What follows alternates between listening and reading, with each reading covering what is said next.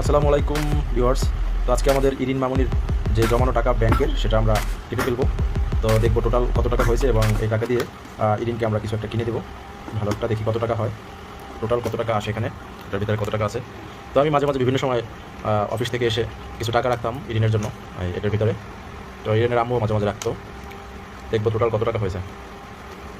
ইরিন খুব মনোযোগ দিয়ে দেখতেছে তার কত টাকা।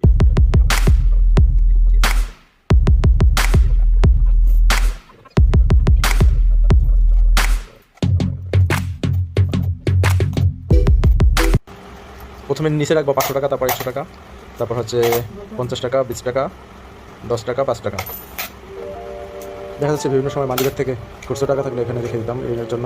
তো এটা দিয়ে ইরিনকে একটা শপিং করে দিতে হবে, আর সাথে কিছু অ্যাড করে ইরিন বাবুকে শপিং। তো ইরিন মামুনির টোটাল টাকা ক্যালকুলেশন করে আমরা দেখলাম 2055 টাকা হয়েছে।